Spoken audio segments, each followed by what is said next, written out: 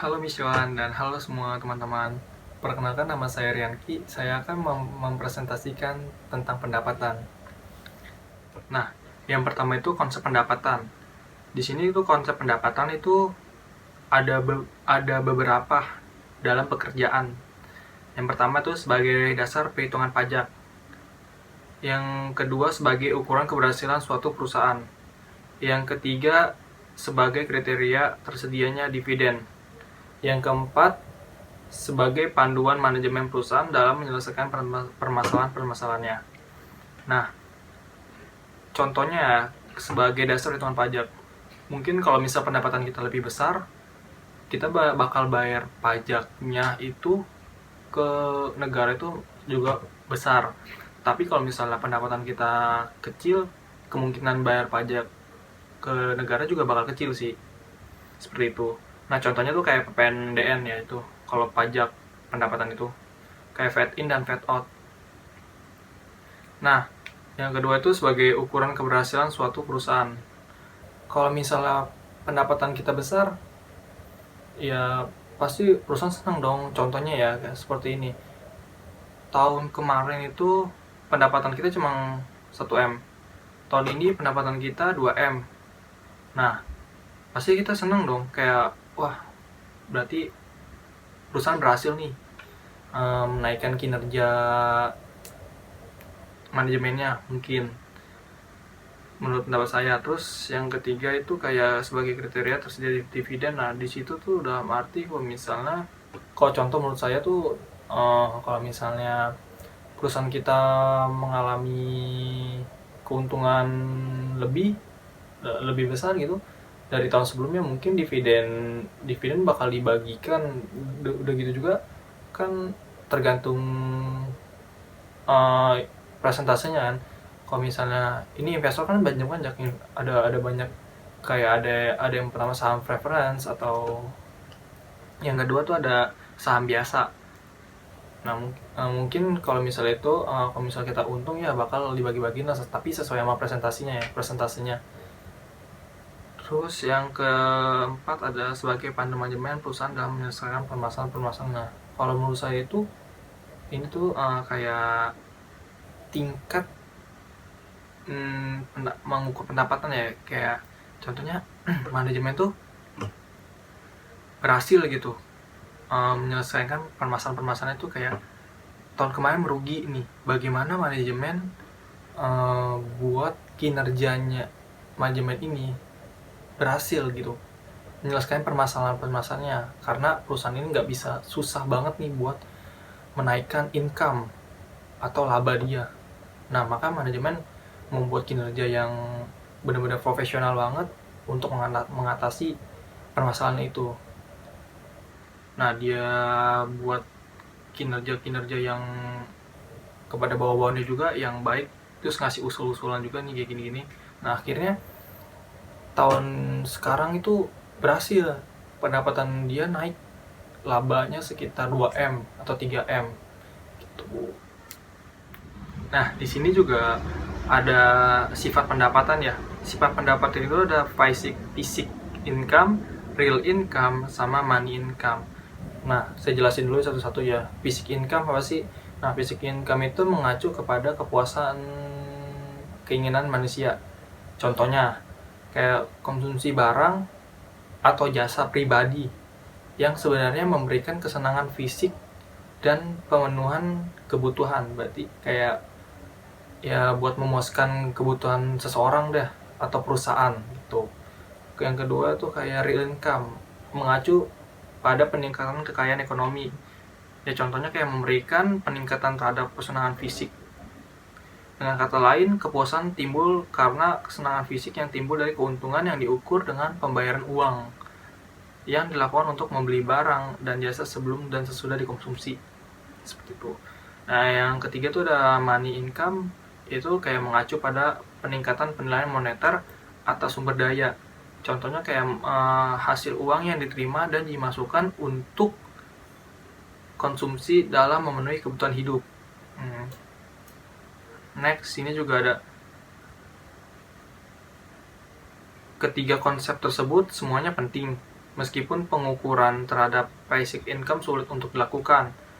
Hal ini dapat disebabkan basic income adalah konsep psikologi yang tidak dapat diukur secara langsung, namun dapat ditaksir dengan menggunakan real income. Seperti itu, teman-teman.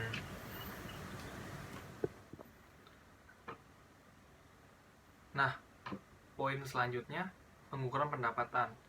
Pengukuran pendapatan itu kayak pelaporan pendapatan dalam bisnis yang mengasumsikan bahwa semua item pendapatan dan beban itu dapat diukur. Nah, pengukuran adalah memberikan angka kepada objek atau kejadian sesuai aturan.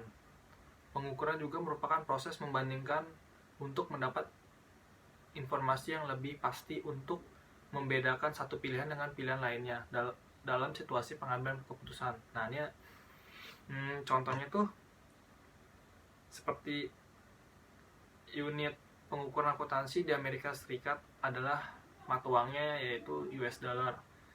Nah, namun ketidakstabilan dari unit pengukuran ini menyebabkan masalah. Misalnya nilai penjualan yang berubah tiap tahunnya walaupun jumlah barang yang dijual sama. Nah, masalah ini banyak disebabkan karena perubahan nilai dolar. Kan mata uang asing itu kan, apalagi dolar tuh kadang naik, kadang turun, gak bakal tetap itu. Seperti itu. Nah, poin selanjutnya itu kayak pengakuan dan realisasi pendapatan. Pengakuan adalah proses formal dalam mencatat kejadian atau transaksi, sedangkan realisasi adalah proses pengkonversian aset ke dalam kas atau klaim terhadap kas. Nah, akuntansi berbasis transaksi mengakui melaporkan laba yang terrealisasi dan dapat realisasi. Nah, oleh sebab itu, pengakuan akuntansi didasarkan dengan penentuan kapan realisasi tersebut terjadi. Di sini juga kriteria pengakuan pendapatan dalam laporan keuangan. Yang pertama, telah terrealisasi atau realisasi, yaitu bila telah terjadi transaksi pertukaran antar barang yang dihasilkan perusahaan dengan kas. Yang kedua, ada pendapatan telah terbentuk atau earned, yaitu bila kegiatan menghasilkan barang dan jasa telah berjalan dan secara substansial telah selesai. Nah, yang kedua adalah penundaan dan pengajuan pengakuan pendapatan. Di sini tuh ada kriteria titik, kepastian penghasilan titik, pengakuan laba yang berbeda-beda terhadap siklus penjualan produksi. Yang pertama, pendapatan diakui proses produksi diterapkan pada perusahaan yang memiliki rentan waktu produksi lebih dari satu periode. Yang kedua, pendapatan diakui pada saat penyelesaian proses produksi. Diterapkan jika produksi akan dijual dengan harga yang telah ditentukan pada pasar yang terstruktur. Contohnya kayak barangnya tuh udah jadi dibuat, terus pas sebelum nih barang nih jadi nih, mungkin manajemen dan bagian penjualan itu udah saling konfirmasi nih, kalau seandainya barang nih jadi, kita tuh bakal jual sesuai harga pasaran yang berlaku. Contohnya harga pasarannya 10 juta satu barang ini, ya udah berarti kita jual 10 juta. Kalau emang asal ada kenaikan, ya pasti ya mungkin kita naikin mungkin kita naikin 1 juta, kalau nggak kita turunin. Mungkin itu juga kalau misalnya kan nggak ada pesaing. Nah, tetapi kan di sini kan kita kan udah kayak sepakat, ya udah naik kita sesuai dengan harga pasar, berarti 10 juta. Jadi kita nggak boleh naik dan nggak boleh turun. Gitu sih menurut saya. Yang kedua, pendapatan diakui saat layanan dilaksanakan. Kayak contohnya gini loh, kayak ada jasa pembersihan AC, pencucian AC, seperti itulah. Dia kan pastinya kalau kita mau bayar tuh ya pasti dia harus kerjain dulu dong, kayak bersihin AC dulu dong. Nah, kalau udah selesai baru kita bayar dengan harga yang telah ditentukan oleh bagian si jasa itu, si pencuci AC itu. Seperti itu sih menurut saya. Terus pendapatan diakui saat kas diterima. Nah, mungkin saat kas diterima, pendapatan diakui saat kas diterima itu kayak Contohnya tuh kayak pembayaran deh. Kita dapat pembayaran dari para customer lah. Itu kan kita dapat kas kan dari mereka, kas pembayaran piutang mereka. Kas pembayaran hutang mereka. Terus pendapatan diakui saat terjadinya kegiatan tertentu diterapkan pada keadaan tertentu di mana kontrak tidak ada atau hak untuk membatalkan masih harus dibuktikan. Nah, seperti itu sih menurut saya tentang pendapatan dan konsep pendapatan lainnya. Terima kasih kepada Miss Yohan dan teman-teman semuanya. Sampai jumpa.